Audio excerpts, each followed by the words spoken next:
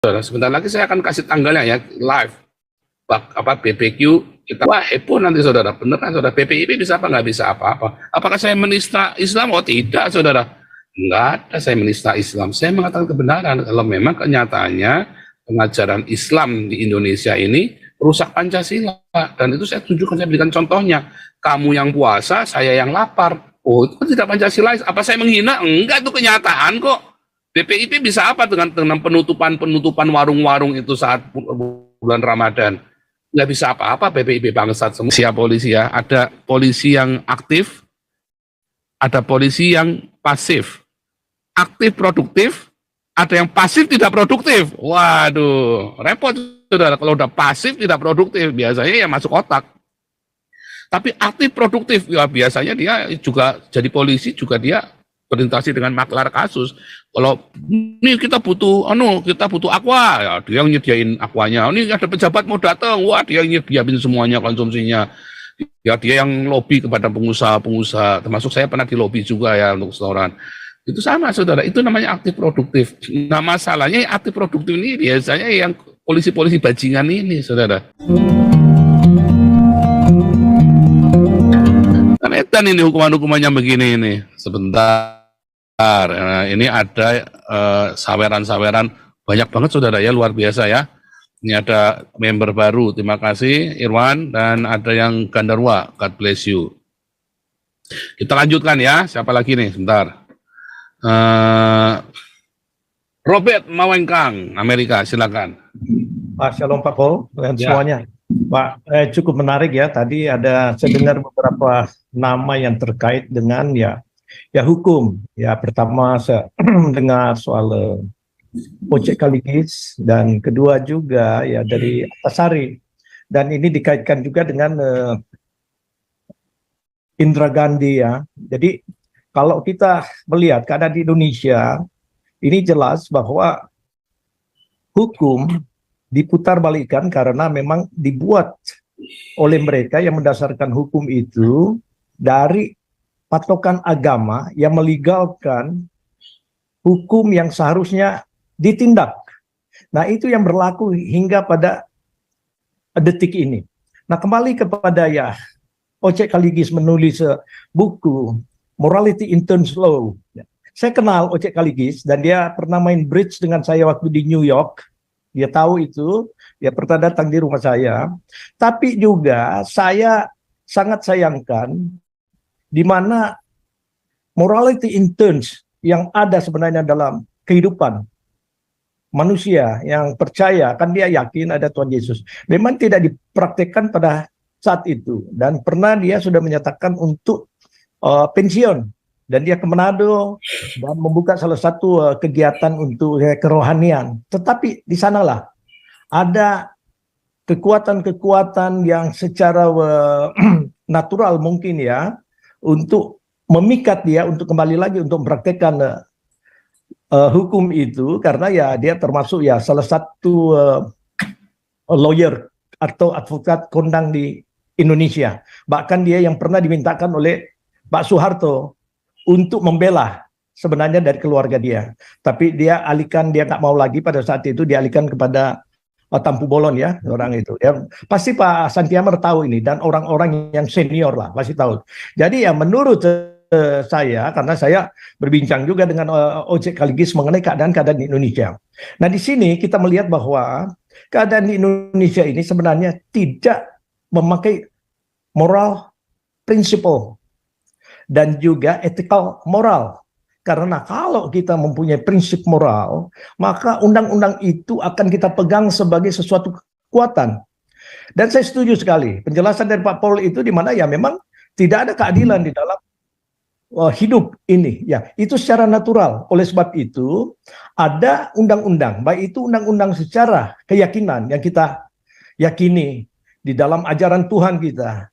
Ada 10 Ten Commandments atau 10 hukum yang tidak boleh dilanggar, kemudian disempurnakan di zaman Tuhan Yesus dengan ya kasihanilah sesamamu manusia seperti dirimu sendiri, dan hormatilah Tuhan dengan segenap hati kita. Jadi itu sudah tercakup dalam apapun sila-sila yang akan dimunculkan di Indonesia kalau kita memegang prinsip keyakinan ini yang berkait dengan moral, maka wah Indonesia luar biasa. Oleh sebab itu, orang Kristen yang memegang prinsip kebenaran ini, wah saya yakin itu sudah jaminan lah suatu negara untuk bisa maju. Karena mereka nggak mau korupsi.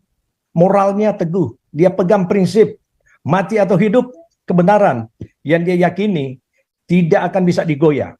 Sehingga ini membuat kita harus menyuarakan, karena kalau tidak, kita terperangkap atau kita berkompromi dengan keadaan di Indonesia yang sengaja dimanipulasi. Dan kembali lagi, disinggung mengenai siapa ya? Antasari Ashar, Pak ya. Kalau menurut penilaian saya, dia sebenarnya salah satu ketua KPK yang ingin menyatakan kebenaran. Nah, dia tangkap atau diplot karena ingin membongkar kasus-kasus perampokan atau korupsi dari petugas-petugas partai dari SBY. Yang antara lain ya Andi Malaranggeng dan juga yang bendaharanya pada waktu itu. Dan mereka memang masuk sebentar saja.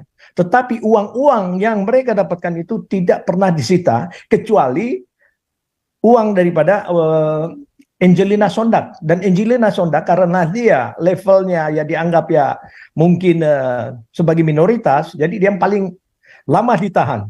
Dan memang semua kekayaannya disita sampai ya dia keluar penjara tidak ada apa-apa sebenarnya. Tapi itu pembelajaran lah. Ya. Angelina Sondak juga saya kenal secara baik dan kita masih ada hubungan sebenarnya dari kekeluargaan. Waktu dia datang di New York pada waktu itu, saya ikut mempromosikan dia untuk bisa menjadi seseorang yang ini. Karena dalam tulisannya kecantikan bukan segalanya. Maka saya menghubungi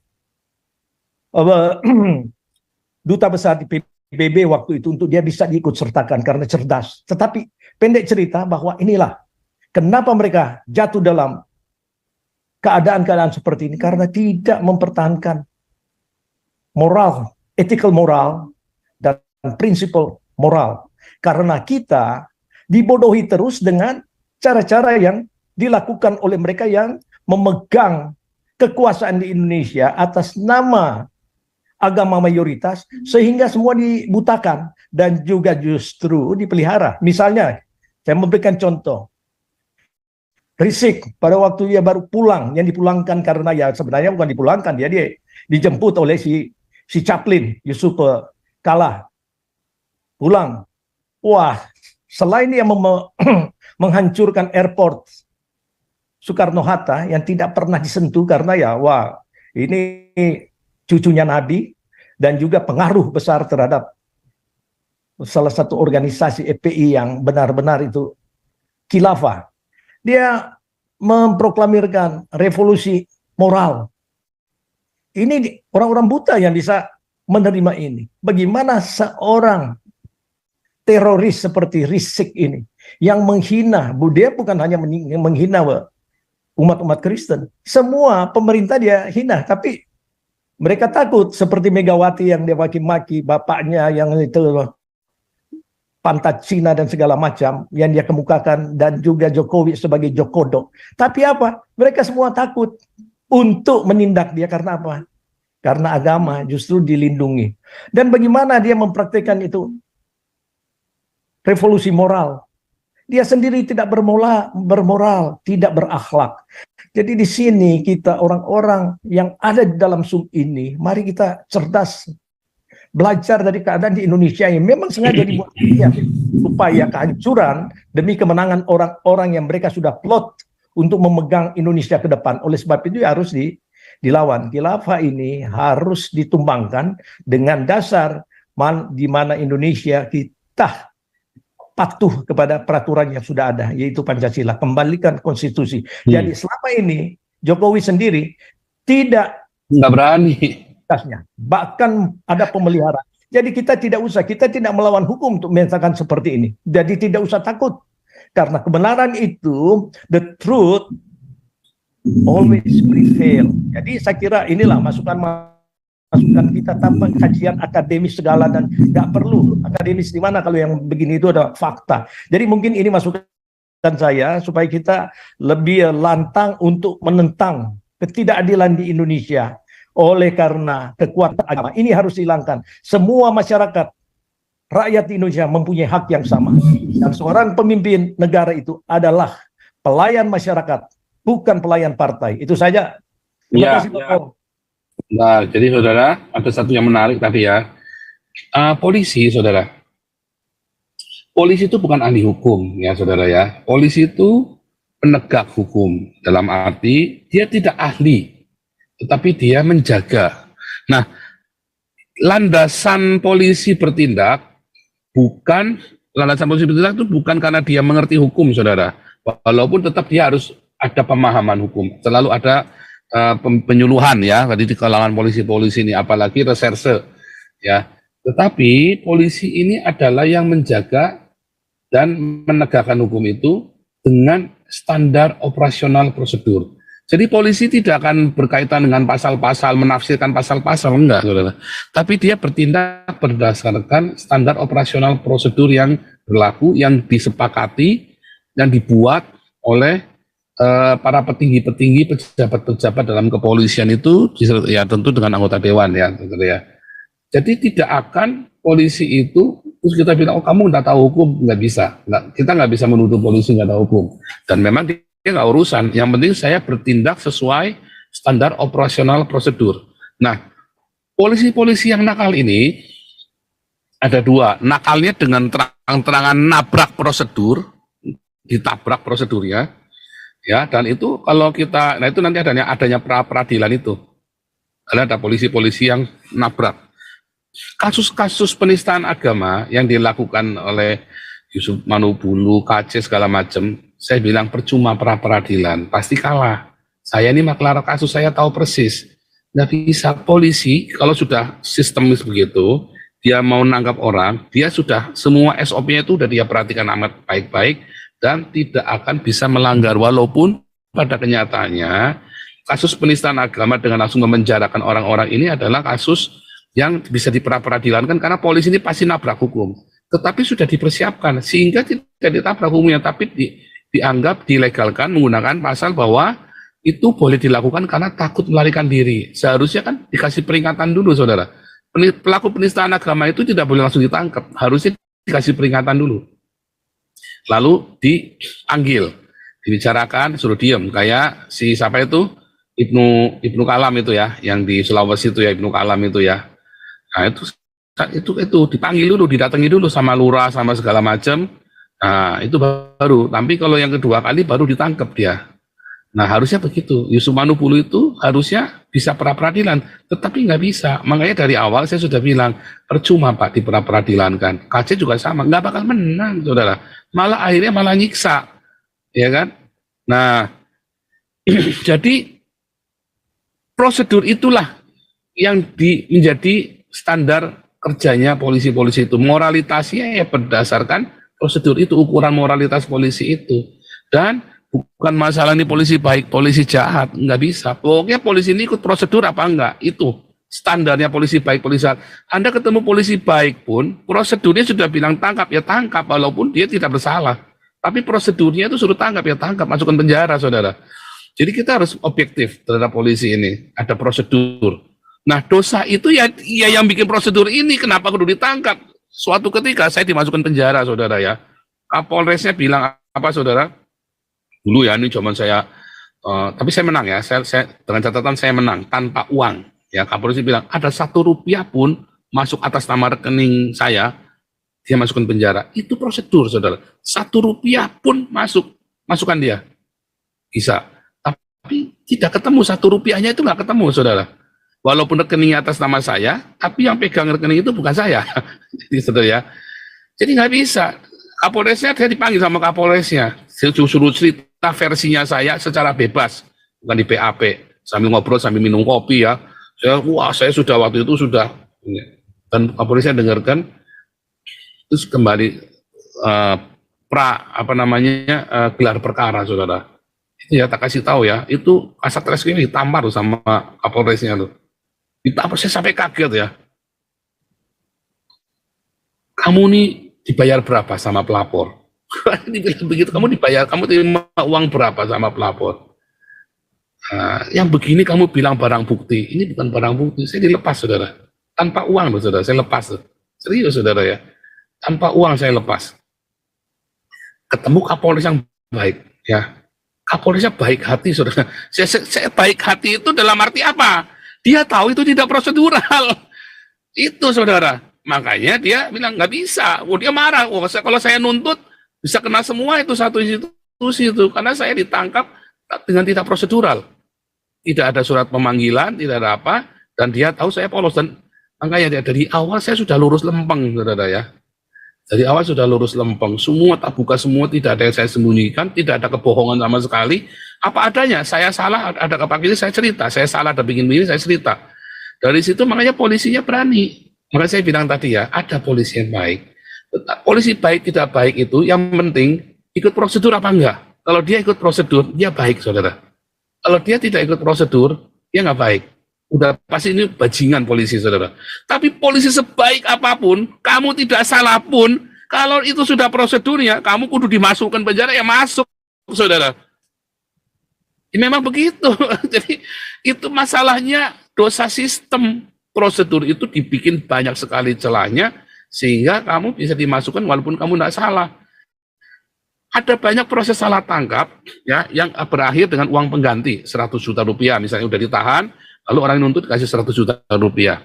Uang 100 juta rupiah biasanya nggak diterima utuh, tetapi polisinya juga minta bagian tentunya ya, tapi dia kemudian mendapat kompensasi. Bisa ada saudara, ada prosedur itu salah tangkap dan polisi mengakui.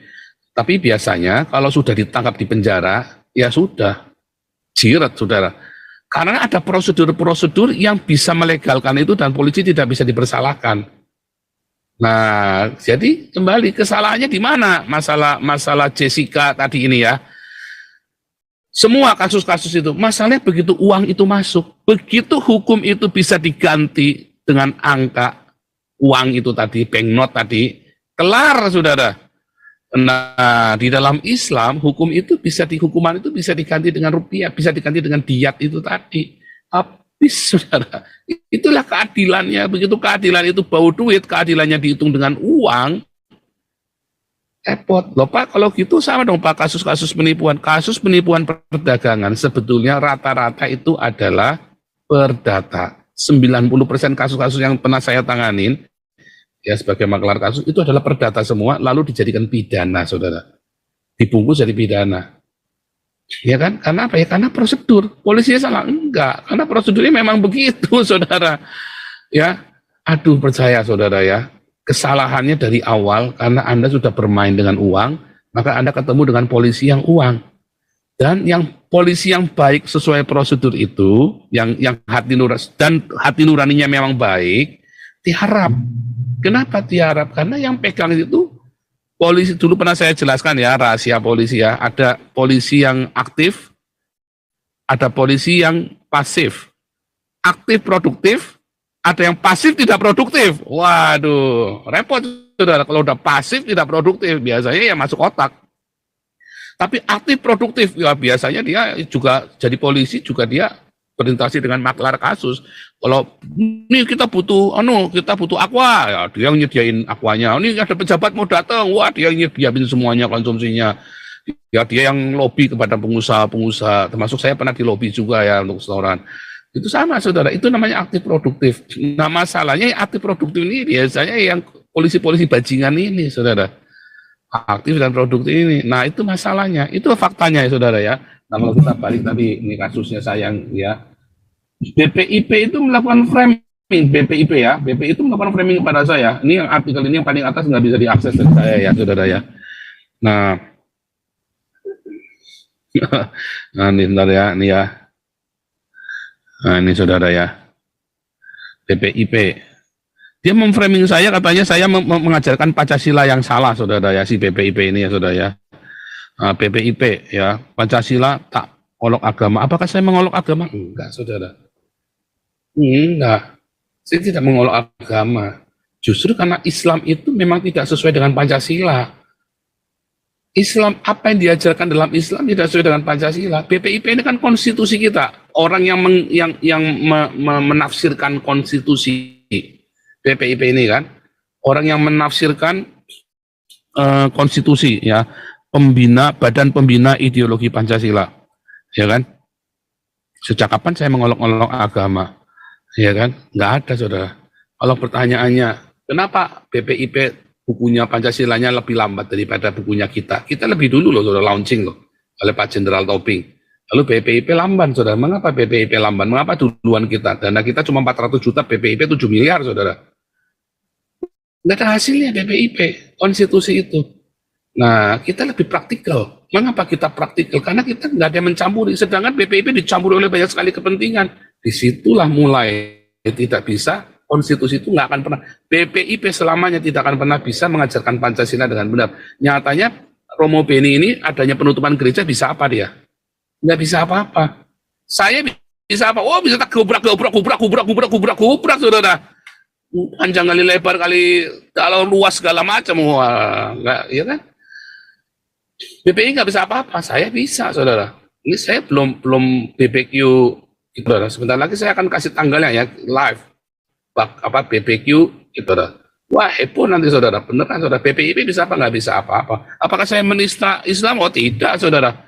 Nggak ada saya menista Islam. Saya mengatakan kebenaran. Kalau memang kenyataannya pengajaran Islam di Indonesia ini rusak Pancasila, dan itu saya tunjukkan, saya berikan contohnya. Kamu yang puasa, saya yang lapar. Oh, itu kan tidak Pancasilais. Apa saya menghina? Enggak, itu kenyataan kok. BPIP bisa apa dengan penutupan warung-warung itu saat bulan Ramadan? Nggak bisa apa-apa, BPIP bangsat semua kan, nggak bisa apa-apa.